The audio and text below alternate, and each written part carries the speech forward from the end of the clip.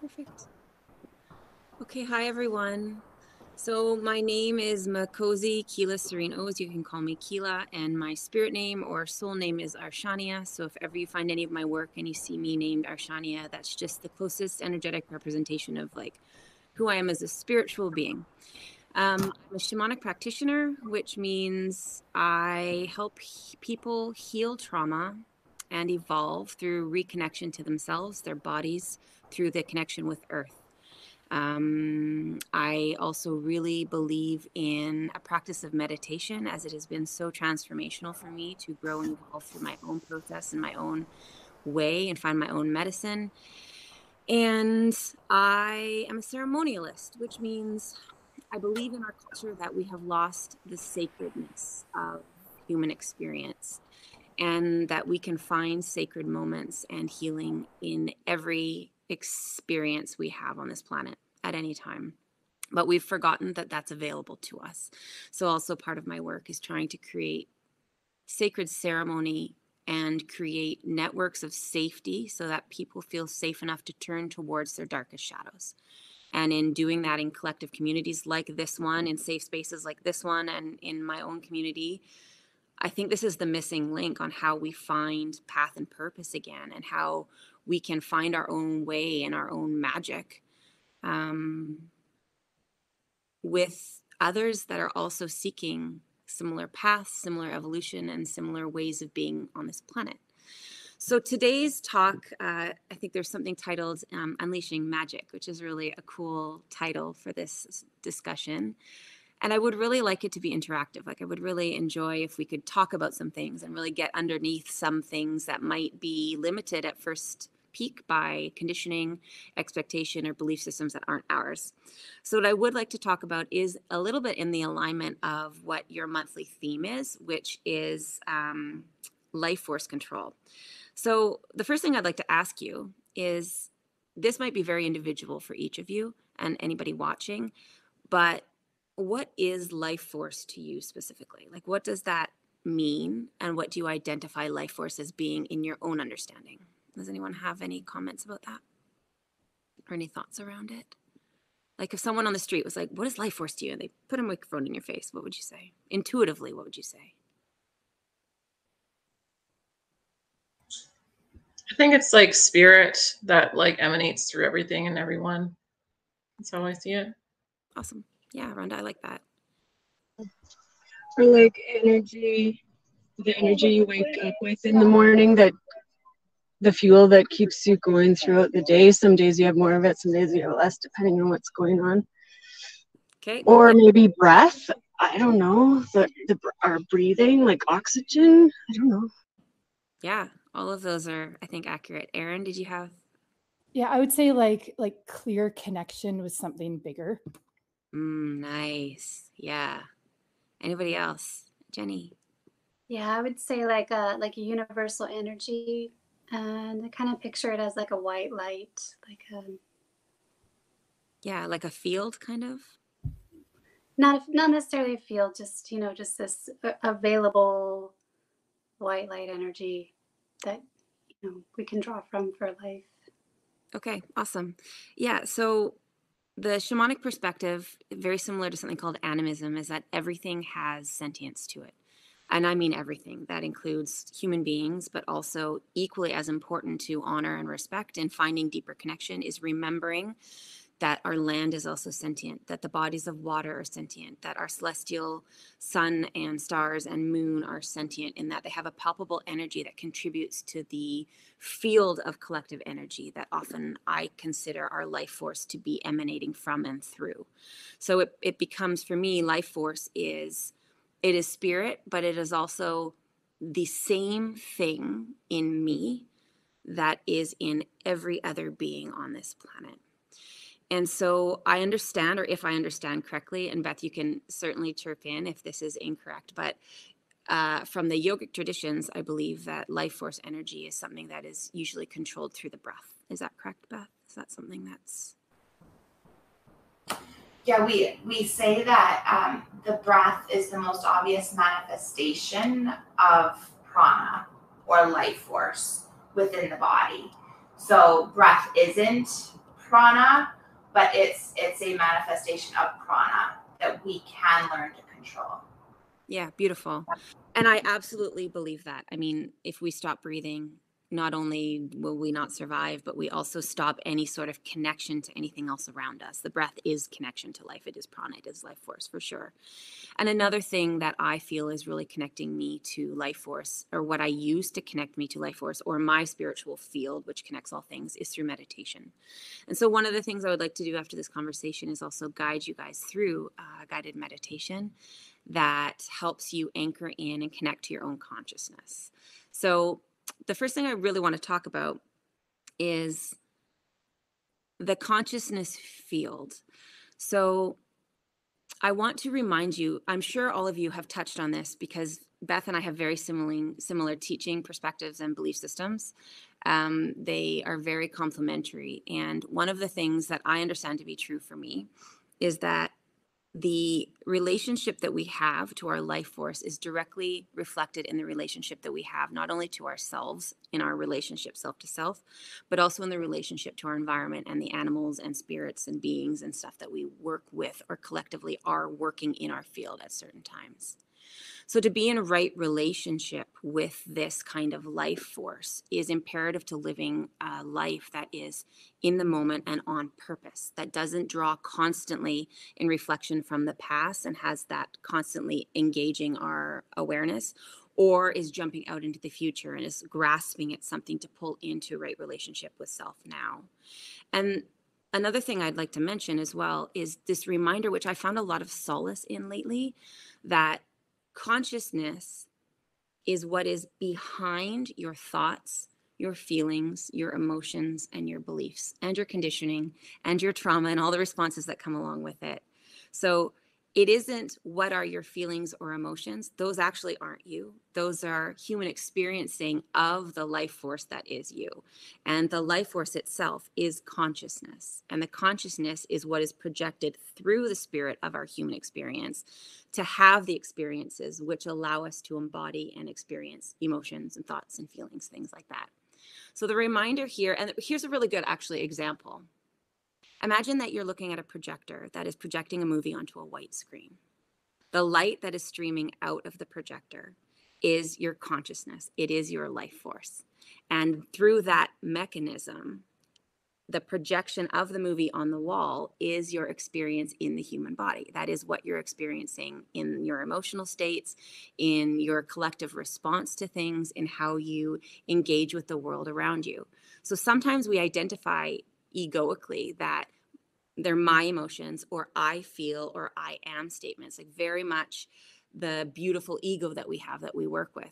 But in fact, those things are not us, and that is the major cause of suffering. So the aim is to pull back and be able to connect with that sense of consciousness, or that directing consciousness that creates those experiences, but not identifying with them. Because the moment we identify with them, we claim them as ours, and they aren't ours. They actually have very little to do with what we truly are. So what are your thoughts around that perspective? Can you envision sort of the channel of light that is the expression of consciousness and the projection of reality, which is kind of illusory? Does that align with some of you, or not align, which is also really welcome here as well? I have a question. Yeah. I 100% agree with you. And it's actually in Yogananda's book where he talks about us being the light, being the consciousness. Oh, okay. Now, there was a discussion within the last 2 weeks, I'm sure some people are here, where someone was definitely suggesting that they weren't the light, that they were the screen. And so my question to you is, do you think that the screen is the I am and the light is the consciousness? Yeah, exactly. Okay. Yeah, that's a really beautiful way to put it. I think that you can't have any of them to be, you must have all three to be whole. So you must have the conscious, at least I mean whole as a human experiencing being human. So you are the consciousness that is projecting. And in the human experience specifically, you are the receptor, which is the screen, and the image, which is the conscious experiencing of it, if that makes sense. So I definitely am in alignment with that as well. And if we didn't have the screen, we wouldn't be able to have anything to project on. And that projection is also this concept of like divisiveness or division or separation. And so that screen is actually imperative. It's like the blocking field of separation that allows us to be human and have a human experience. And I think the aim of this is really to make sure that we are constantly checking in with what part is guiding us in our human experience. Are we being guided by that projector, by that infinite light and consciousness that is embodied within all things in this world? Or are we identifying just as the screen as receiving experiences that are being done to us rather than for us? Or are we right in the movie, in the story, and are we not even aware of that? And we're not even conscious that we're in a movie or a story. We're just simply moving through our lives, unaware, so to speak. Does that make sense, Beth? So if you're living your life from your perception, then you would be not even the screen, you would be the movie in the screen. Right. So if you're, and I don't like saying this because we all have to be awake in some degree, and being awakened or evolving is not hierarchical. There's not steps to get somewhere. You're not trying to strive to improve how conscientious and spiritual, or there is no place to get to. Everything is happening intermingled and commingled at all times. So if we are perhaps less consciously awake, and I only mean that from individual perspective, not comparatively, but if we're less consciously awake and we can't observe the world as opportunity that is happening for us, then we are just the movie, like the actual playing out of the movie. If we have a little bit more awareness, or we've had opportunities to grow through our challenges, and often this comes from hitting rock bottom where there's nowhere else to go but up, and you have to find other solutions to survive this human life, or it won't work. And so you're starting to look at the possibility that fluctuates depending on how severe the challenge is or how graceful the challenge is, the possibility that I am experiencing something, but maybe I'm not it. So you know that you are the screen that is projecting a movie, but you're also starting to become aware that you can change the movie. So that's kind of like the in-between state. And then as we grow and evolve, I think we start to pop out into, okay, now I'm actually the projector, not the projector, the machine, but I mean the actual light. And the light is the consciousness that goes through absolutely everything. It's required to go through the screen, and the screen is required to play the movie. So each time you pop out, movie, screen, light, you are grasping a larger perspective of what your personal and individual reality is.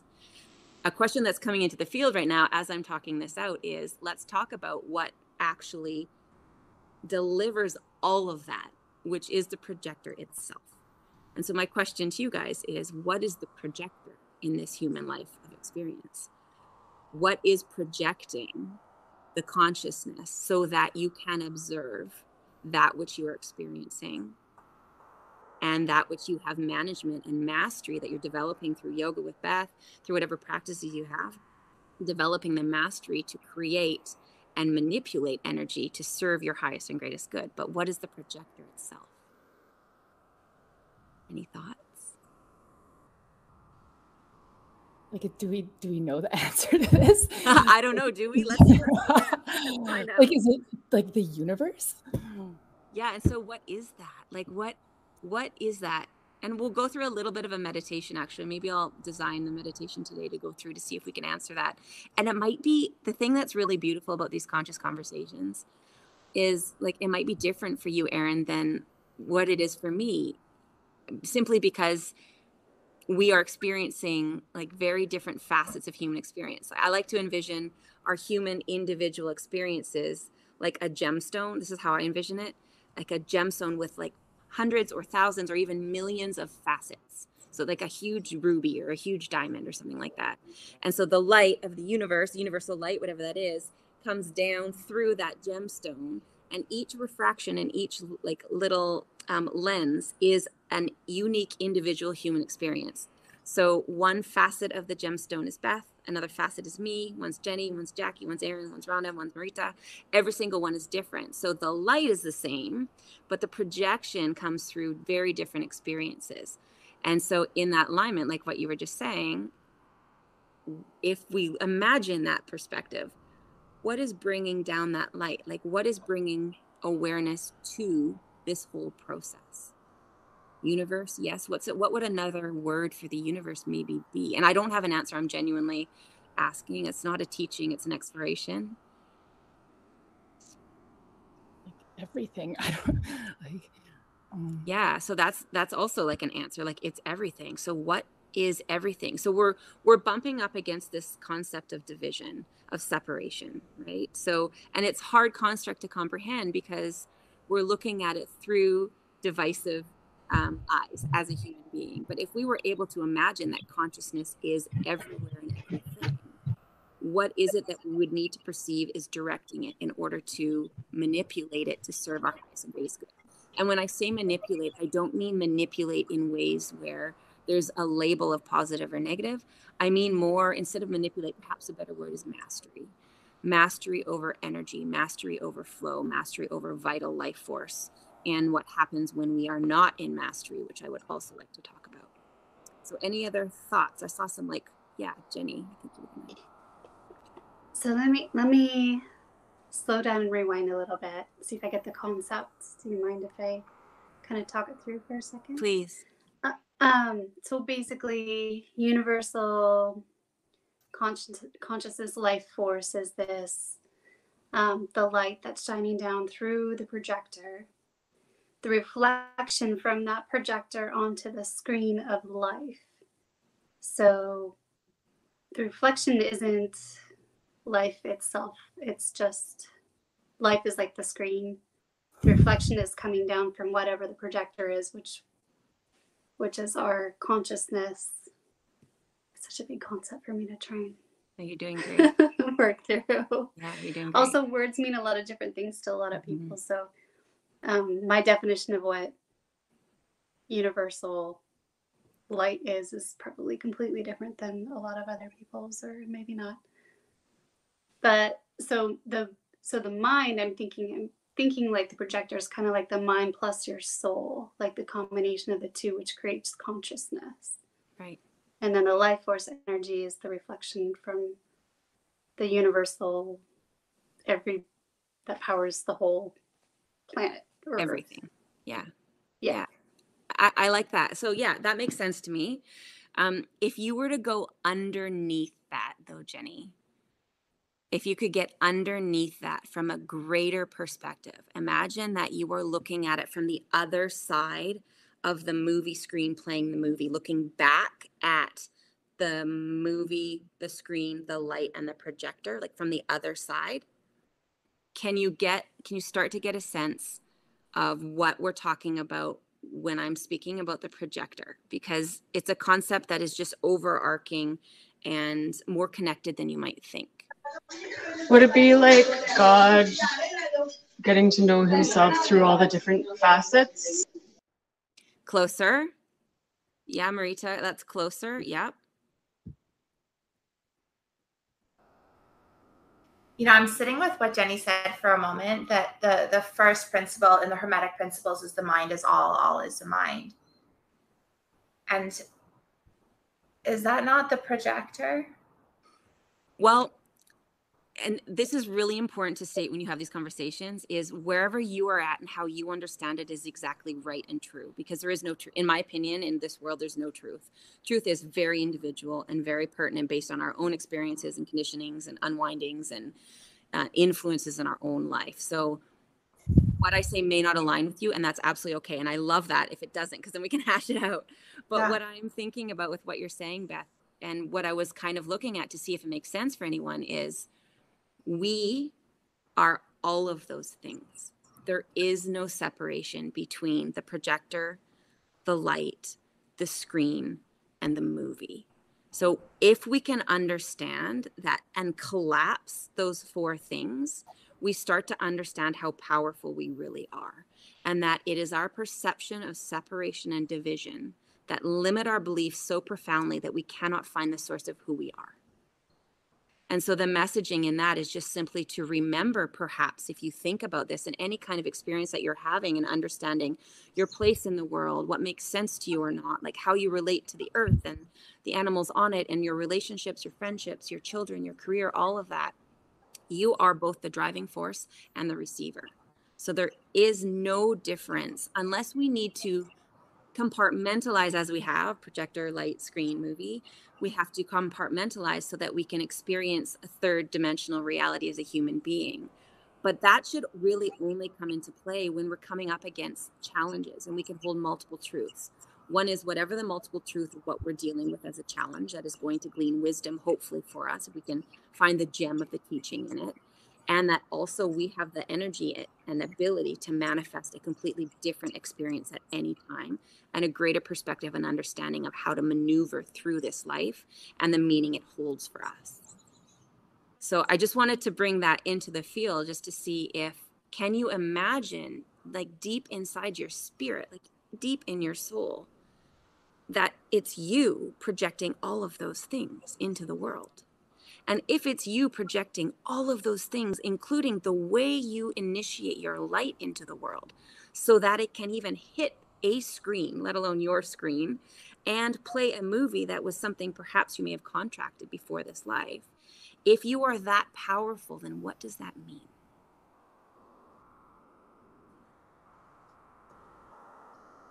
Can I say it? Yeah, you can say it. That you're nothing. That you're no thing. Yeah. Yeah. And everything. Yeah, and everything. Right? But it's the nothing that we're touching on right now. Behind all things. Right. And so if we dial it back a little bit and like maneuver back into third dimensional, like human. So when I say third dimensional reality in my line of work, third dimensional reality just means human experiences that are based from the ego. So it's just egoic learning experiences that are just related, you know, whereas fourth and fifth, you're getting into de-identification and away from fear and into like complete love state, like bliss, ecstasy states. So my question is, what are some ways that we can maneuver this energy of no thing or nothing in order to serve us in a way that's for our highest and greatest good? How do we understand our sovereignty and our personal power in ways that we can redirect the course of our lives in ways that expand us rather than perhaps hold us or constrict us? Through free will and choice in our reaction to everything on the screen. Yes, Marita. So I think what I'm hearing you say is by recognizing that our power lies in our ability to respond, not react. Yep. Yeah. So I think that's a really important thing to bring up, that we have one thing. Well, I'm talking not perhaps in your community, Beth, like in my perspective and the way that I teach, which will be a little bit different. I understand that. There is really only one way into a continual state of love in this world. And that is recognizing what free will really is. Free will really is the freedom to respond to anything that happens to you in your life. It's not the free will that we choose to demand a certain thing unfold. It's free will to respond lovingly for ourselves to anything that comes in, knowing that it is an opportunity to be given a gift to learn and grow. The only thing I'm going to add to that is that in the yoga world, we believe that the body is the learning device to understand all of that through. Yes. And I actually think through my work with you, Beth, I'm really acknowledging that lately it sounds like a very, perhaps not in alignment with this community, but it certainly is in mine, because all of my work is up in like the ether subtle realms and not as much work in the somatic physical realms. But recently I've recognized that, which is the yoga practice from an experiential perspective, not from a yogi perspective, but from someone who is learning to do yoga, that there is a way of being and understanding how you are conscious through observing that through the body. And a lot of people who have had a lot of trauma and a lot of experiences, they dissociate. And so one of the biggest, in my opinion, one of the hugest ills in our world and in our culture and in our society is this dissociation from the body. And that's what yoga does. Like yoga brings the spiritual and the mental and the somatic into alignment. For me, that's what it does physically. And it demands that the energies that are created through the yoga practice are enveloping those areas and pockets of energy or trauma in our body that are ready to be emotionally released and processed. And so I'm sure some of you have had really emotional experiences when you do yoga, or have hit a position and you've had like a release. Like that's quite a common thing for me.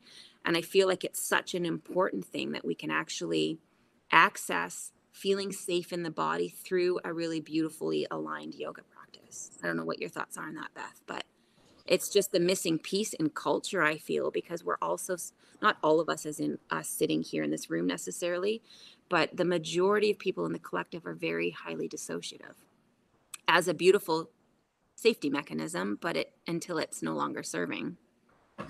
Yeah. Yes, yes, and yes. Yeah, that's really the purpose of everything we're doing here, is to bring us up against those walls where we see those moments in time where we dissociate, to try to come back and make free will choice through that. Right, exactly. And one of the little gaps I find that sometimes people can't jump is like how to get there, like how to get to what you just said from wherever they are, which is not there. And so there's like this chasm that opens up between before and then after being embodied in a different way. And in between that chasm is this opportunity for a different kind of observation of self.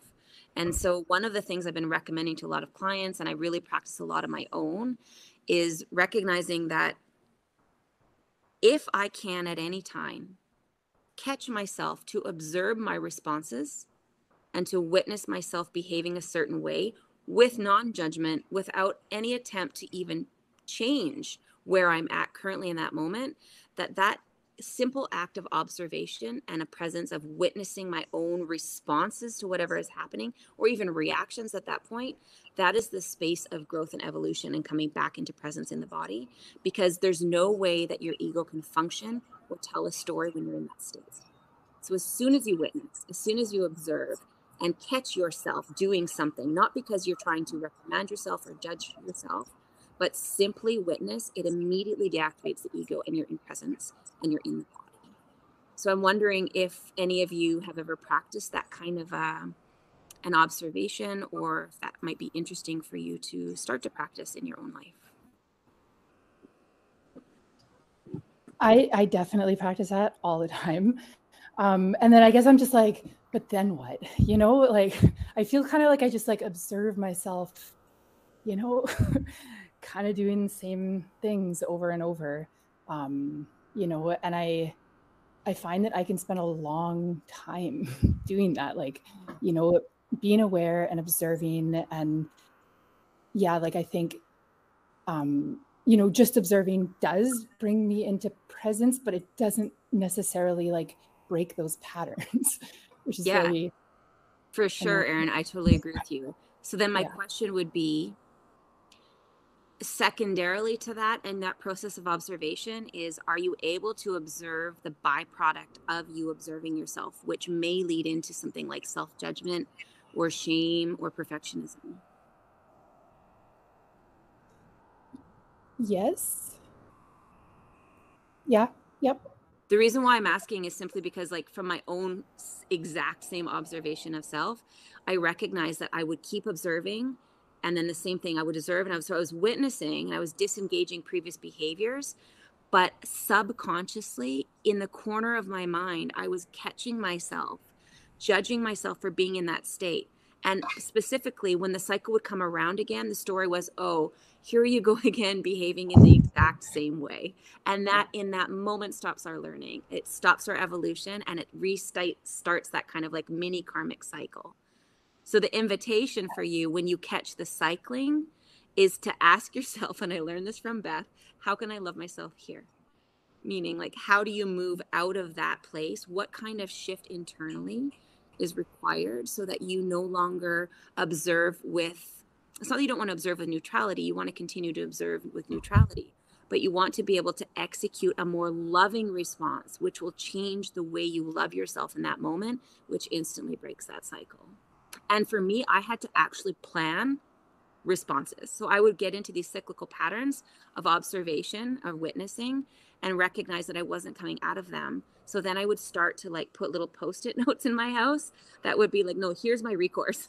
This is going to be my reminder of what I say to shift myself out of that. And that was also really supportive for me to remind myself that the pattern of judgment of self, which was so patterned in me from my conditioning, from my own family, and from my own trauma experiences in society and news and school and education, all those systems, that patterning was so deeply ingrained that I couldn't even catch myself doing it. And so it's almost like you need something to short circuit it. And that might be something that is preemptively planned to support yourself when you catch yourself in that process. It might help, I'm not sure. Can you give a tiny example of what you might be talking about in a real situation? So I can... In like the real world? Yeah, Jackie. Yeah. Yes. Yeah, so let's imagine, oh, what would be a really good example of that? Do you have pets, Jackie? I think I saw an animal in the back. I'm trying to use an animal suggestion. So, do you want me to give you one? Yeah, if you have it right on the... Yeah, I'm thinking about food right now. Okay. And so that's what'll happen to me is like I catch myself sitting down to eat crappy food. Like it's not nourishing for my body. And I'm noticing myself doing this. And my pre-programmed response is I do have pictures of a very young me in my kitchen that I see daily. And so I've created like a whole scene where when I catch myself sitting down and I'm eating those chips again, and it's totally like unconscious, it's like, oh, I see you, Beth. And Beth right now has a conversation with that little Beth, and I get her by the hand and I say, I know just how to love you here. And I take her to love her somewhere else. So that means I'm going to take her to go and have a bath with her. I'm going to take her to go and get some cucumber because she actually likes cucumber with lime on it, or does that help, Jackie? Yeah. And I think that's a really good example.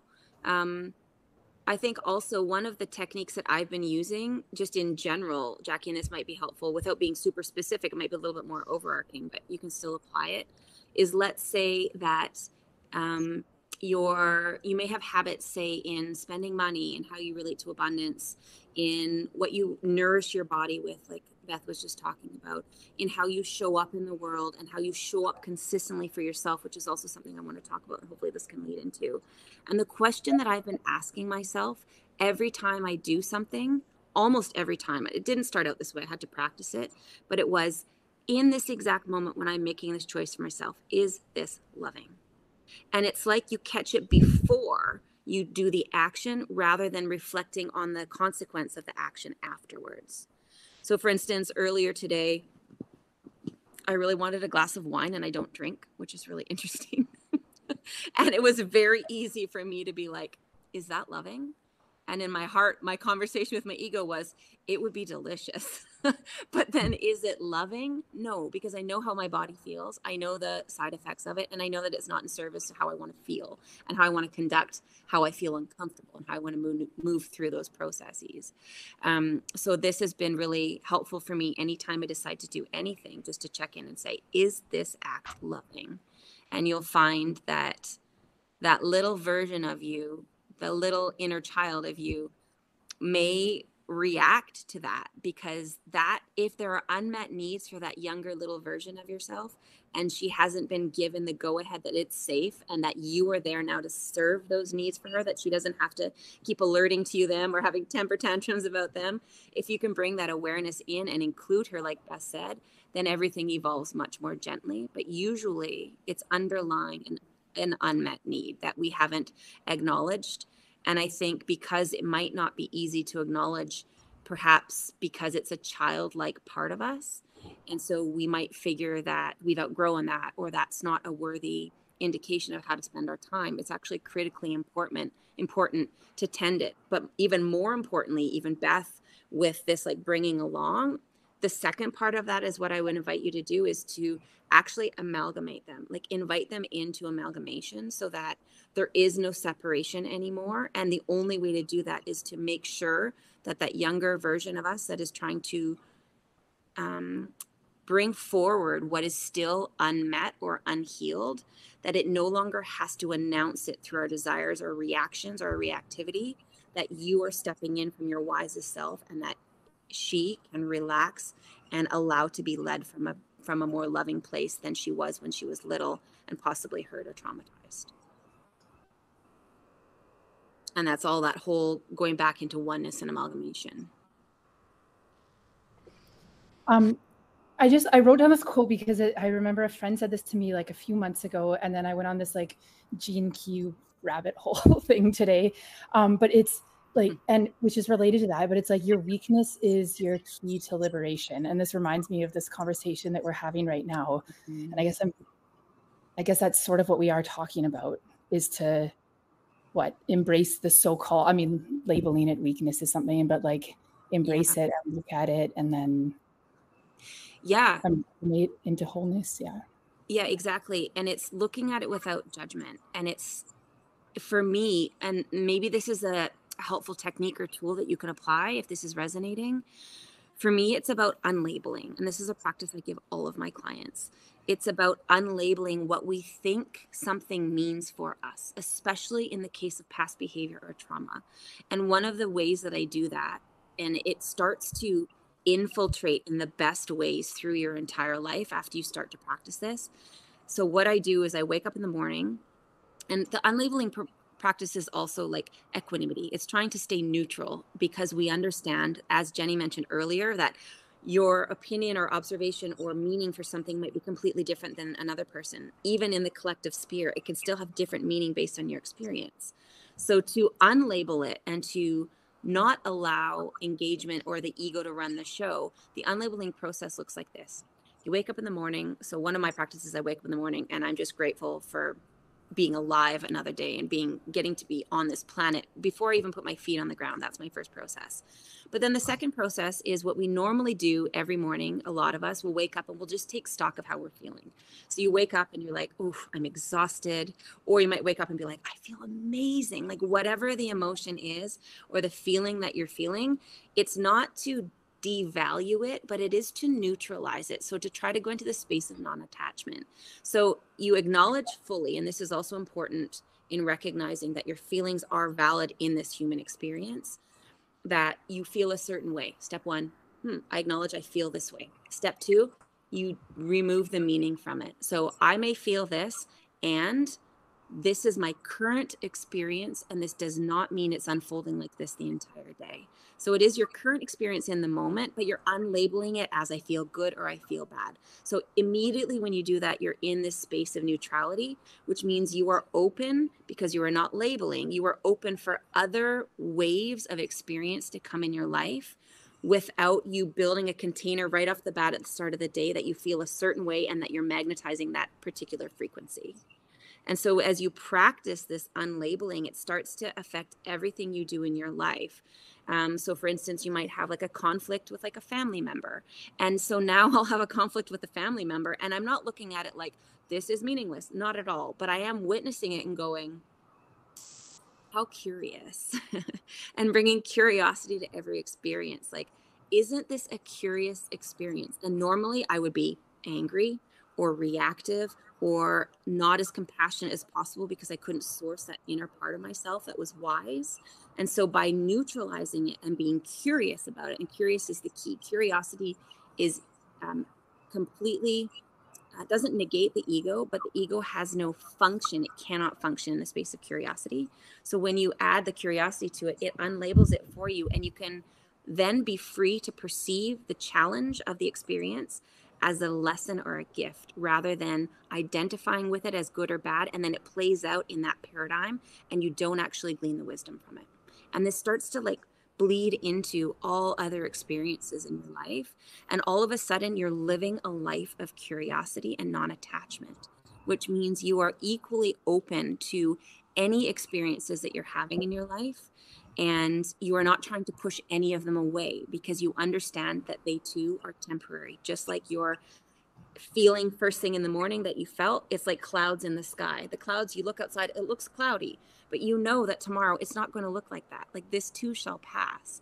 And so the unlabeling process is a really powerful way of de-identifying with certain experiences that create containers that allow cycles of that same experience to repeat, rather than allowing the experiences to move through you, so that you're open to learning from any other avenue that might be coming your way.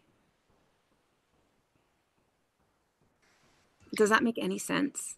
I feel like that was like, I just kept talking, and then all of a sudden I was like, wow, you're still talking. I hope I was making sense.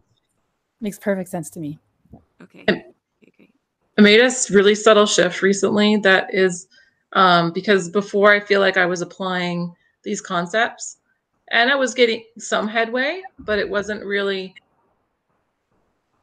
a big chunk of it. And so I was able to do the observing and stuff, but I find what is really shifted and helped me recently is to identifying, maybe that's the wrong word, but like tapping into the part of me that's the that loving presence and that universal part of me and that higher aspect, and like resourcing in there and then going and applying it, because I was doing the applying the observing but without the consciousness of that. And so it kind of has that layer of judgment, or like, you know, it's just a little bit harsher and harder to like move through. But if you're resourcing into that first and then you applying it, then it's like, it feels a lot easier to me. Yeah, Rhonda, that is so wise. And then because you said such a wise and beautiful thing, I would also like to ask you a question. Can you share with us how you access that wise part of yourself before you do that process?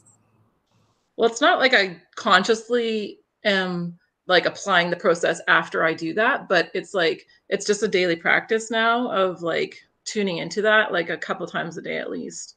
And just spending time in meditation and just like feeling like your heart expand and like the, you know, having that build up and like, you know, like making more space for it in your field, you know, to tap into it.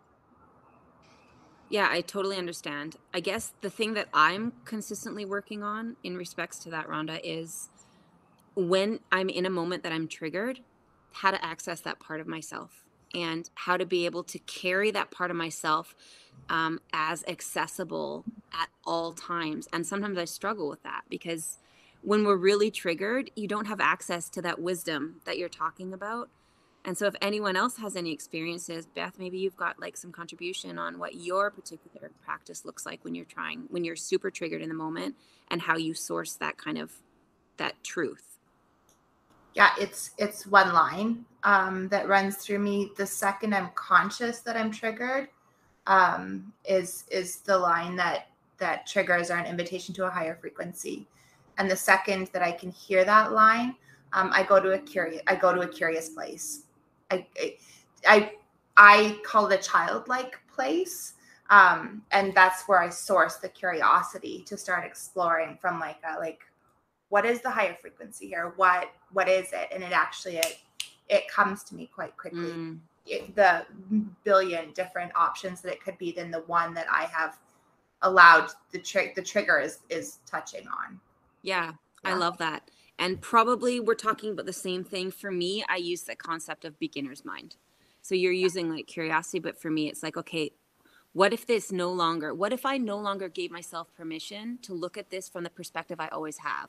What would that require? And it would require this beginner's mind where you automatically dissolve whatever belief you think you had about something and you become curious about what are other possibilities. Yeah. And so that's how I access mine. Childlike or beginner's mind, same thing. And then the result I guess it is that curiosity that comes for that essence there. Yeah.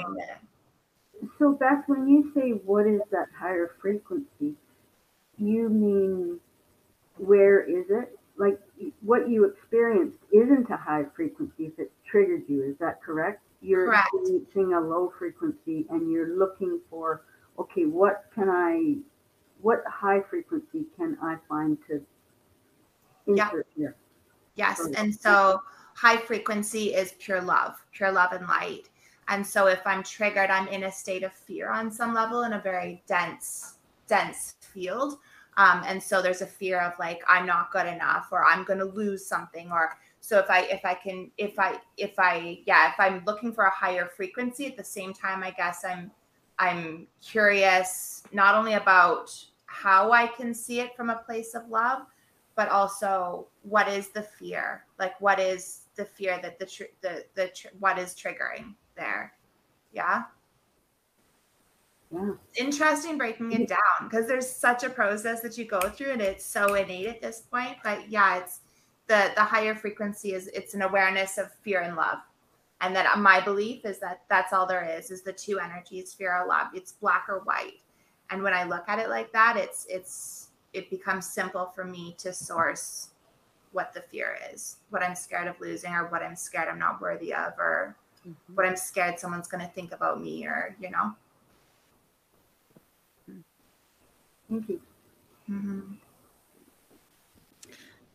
So I don't know if this kind of aligns with any other thoughts, but the way that I see it is like when you find that curiosity, it's a really critical turning point, because if you sit there and you kind of unlabel it and you just let it sit there and try not to judge it, I feel like you can kind of slide back into that disassociation. So finding that curiosity kind of gets your excitement up a little bit, and then everything that I do is so interesting and amazing. Like, there are no bad choices because it all is information, and it's just so incredible that I'm here and experiencing all of this, regardless of good, bad. So that's kind of where I roll into it. Did you just say everything is so interesting? I love writing that down. I love that.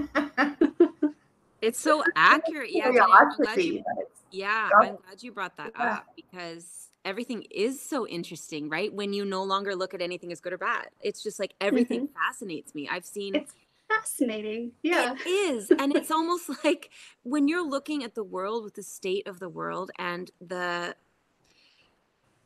chaos or craziness or whatever it is that we perceive out there, if you can practice this way with curiosity, everything is just so fascinating and interesting, because I'm no longer looking at it that it has meaning of X, Y, and Z, because I don't even know if it means X, Y, and Z, right? I don't have all the information. I don't have the details. I'm looking at a little piece of the pie. So because I only have access to that bit of information, all of a sudden it's just so interesting. And it is a beautiful way to move through life. It's very gentle. And the dissociative piece is real. I think if you can combine, if someone has a tendency to dissociate and they're unlabeling, I think a collaborative experience to not dissociate is to hold that frequency of love and the curiosity, and to anchor yourself to realize, most importantly, that one of the most powerful things, or access to our personal power, is our right to choose, our freedom to choose how we respond in every moment. And so that will also allow us the empowerment to recognize that we are not victims of our life experience. And I mentioned it before, we are not experiencing a life happening to us as victims. We are experiencing fascinating challenges that are leading us to have a different kind of experience that's really beautiful and open, if we allow it to be that. But no one else can do that for us. We have to show up in a certain way with a certain intention to allow it. But if we can, your entire life changes. And clearly some of you in this group, or all of us, are understanding how powerful that can be.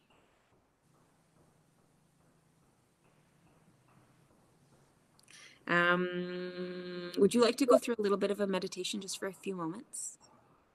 Or would you like to continue talking about this, Beth? What do you think?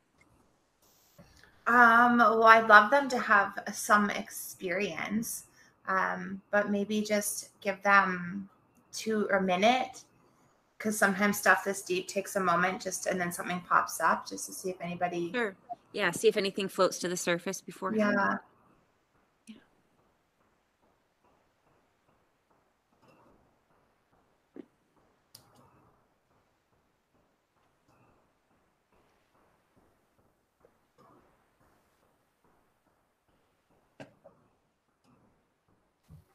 Do you have a suggestion for any kind of, sorry, that's why I keep having my speaker turned off, the dog.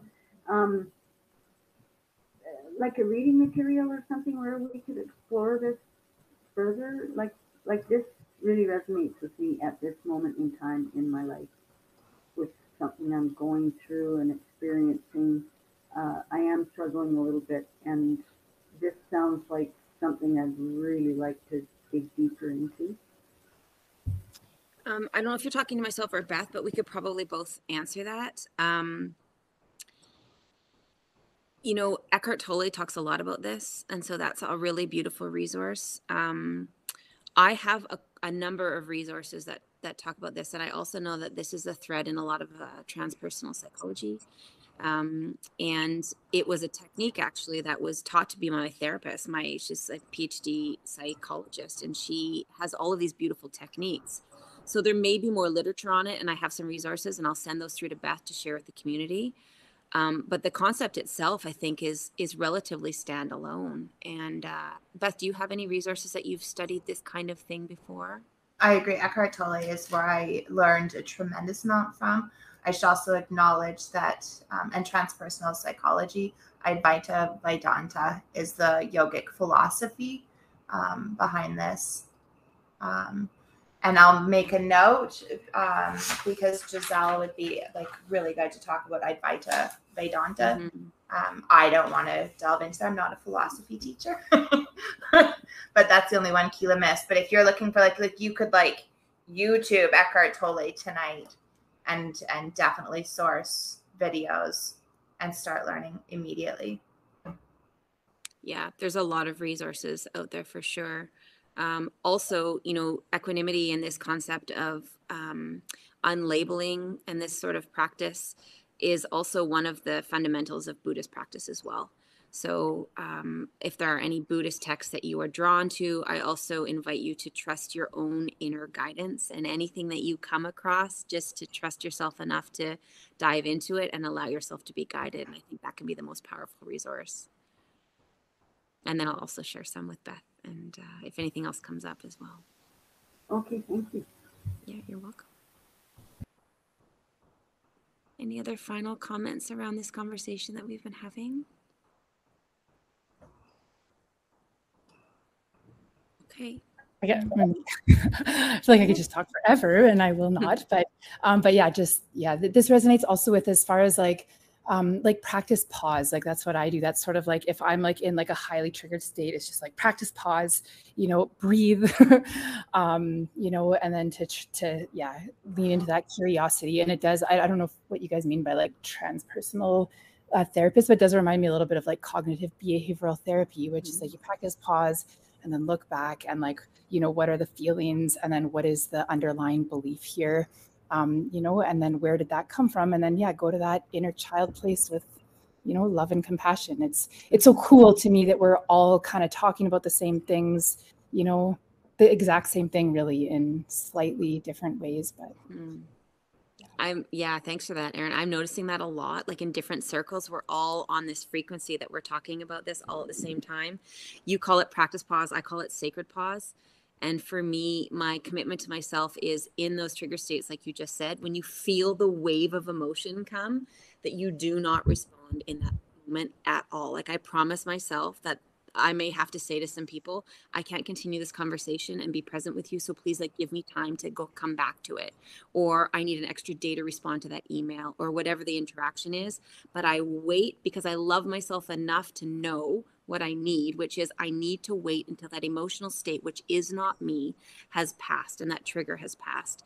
But I also think with what you're saying, you have to carry, like, you don't have to do anything. The invitation for me is to continue to invite that beginner's mind in and to begin to continually invite in that process your ability to unlabel what you're experiencing as it's happening, because that's when you can see perspectives that are not accessible to you in any of your emotional states. And it becomes like a lot. Like, I understand your process, Erin. It's beautiful.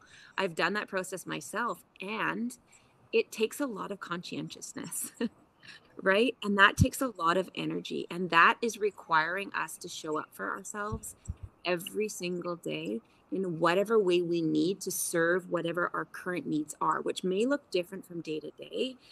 But the important part that I invite you to ask yourselves is, are you creating the space you need in your life to do this work? And it's not just about like a practice. It's about showing up for yourself in a way that creates the space to be with yourself in situations that may not feel comfortable, And a lot of people are not this group for sure, and perhaps not even my community, but some people are not willing to create the space and time to sit in silence with themselves, whether that's meditation or yoga or whatever it is that provides the clarity. And I think the showing up has to become a habit. It has to become habitual. It has to become as important to you as anything else in your life, so that you can source your own truth and know that you have to have your own back, that there's nobody else that is going to do this work for you, and nobody else that can teach it to you or learn it for you. And so consistently creating ways to show up for ourselves that are non-negotiable, which means there is nothing more important than being there for yourself. If that looks like 1 minute a day and 10 standing deep breaths, then that's what it looks like. But it looks like that, and it has to look like that every day. And if it doesn't look like that, then you cannot give yourself the time and space to do this work. It just won't happen organically, because you're expecting it to come from outside. You're expecting the healing to come and the growth to come from some sort of external force. So just a reminder for all of us to, no matter what is going on in the world, to continue to create what you need individually, which may be malleable and may have to shift from day to day in showing up for yourself. And it doesn't have to look like perfection. Like, I believe this whole concept of showing up, people attach to this belief that, oh, well, to be successful in showing up, it has to look like a full yoga practice. It has to look like an hour of meditation. It has to look like the gym or yoga or meditation and walking the dogs and doing the exercises, like whatever it is. And it doesn't have to look like that anymore. It can just look like, what does the body and the spirit tell you need for today in this moment to show up for yourself? And that's what you do, even if it's 1 minute, 5 minutes, or 5 hours. Okay. I'm going to invite you to close your eyes for a few minutes. I know we're closing up. I'm just going to send you off with a little bit of a comfort. So go ahead and close your eyes. And I'm just inviting you right now to sit in the experience of your body exactly as it is right in this moment. So bringing your awareness perhaps from the mind and the head region and what I call the first eye, also known as the third eye, from the first eye and the forehead, and bringing that down, that awareness point of how you perceive your reality, dropping that down into your heart. So now you're practicing sensing from the heart space, and also recognizing if the front and the back of the heart feel different. Does the front of the heart feel more open and expansive? And does the back of the heart feel more vulnerable or perhaps constricted? And so just noting that and allowing the cycle of breath to move through the body, through the front of the heart on the inhalation, and moving through the back of the heart on the exhalation.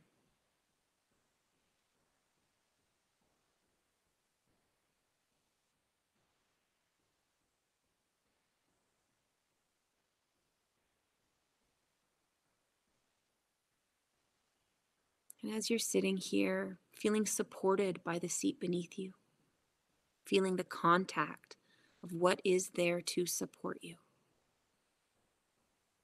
allowing your jaw to soften, a little bit of space between the upper and lower jaw. Allow your cheeks to soften. Allow the eyelids to soften and the brow to soften. And as you move this life force through your body by using the breath, allowing the expansion, moving the diaphragm through the rib cage, opening up the ribs on the inhalation to full maximum breath, and then a surrendering out breath all the way out, letting it go in whatever way the body wishes it to leave. And at the base of the exhale, before you start to breathe again, find your still point. Find that point at the end of the exhalation where you pause, soften the body, let the shoulders drop. Find that moment of blissful stillness, and then start the next cycle of inhalation, exhalation.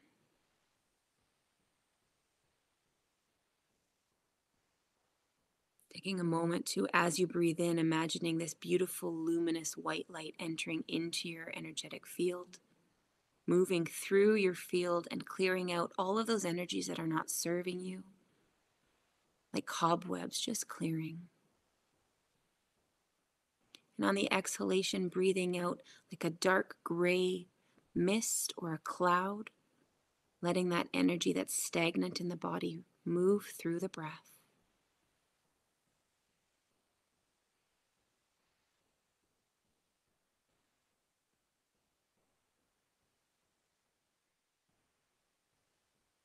And then taking a moment also to imagine that you are sending your energy out of the tailbone of the body, like a root cord unfurling.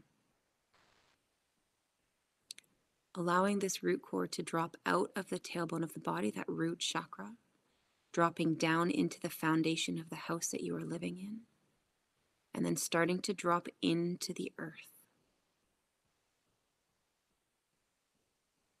If you are feeling that you require more stability or anchoring in your life, as you send that root cord down through quartz and soil, water, insects, you're also branching it out like a cobweb, down a few feet and branching out to anchor.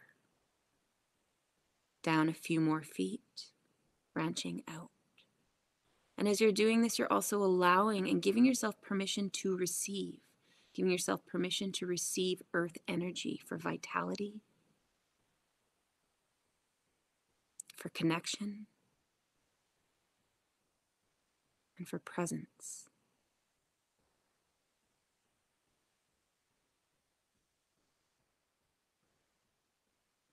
And then drawing your awareness back up through that root cord, coming back up into the body, moving through the spinal column, all the way up through the throat and the mind, out through the crown chakra, just clearing a channel.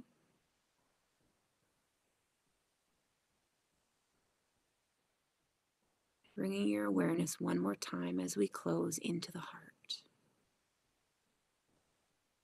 Reminding yourself that it is safe to be in this body,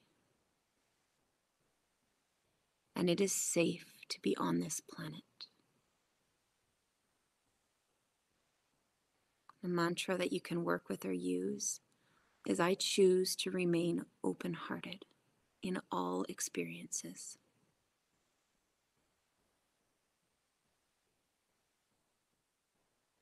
And then just gently bringing your awareness back when you're ready, moving your toes or your fingers.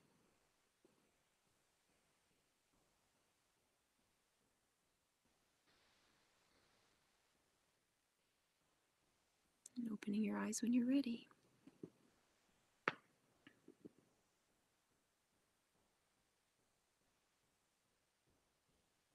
Beautiful. Welcome back. That was just a little baby, but it's a beautiful way to anchor. And just a quick note as we close, if you felt connection from that grounding cord visualization,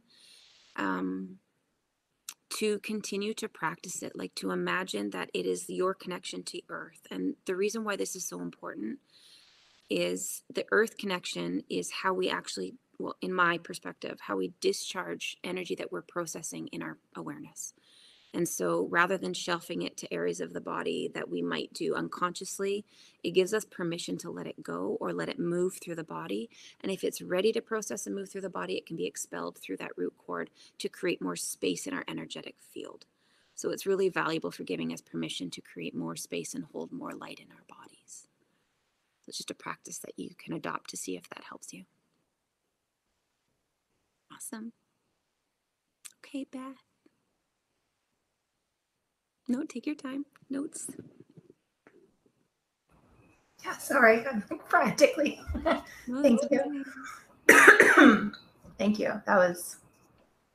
I'm feeling a little blown away by the meditation. It was really powerful for me. So I'm bringing myself back as quickly as I can. Thank you. And also like stay there. So let's sign off so that if it had any positive effect, we can just continue with that frequency as we go into dream state. And I wish you guys so much love and so much light.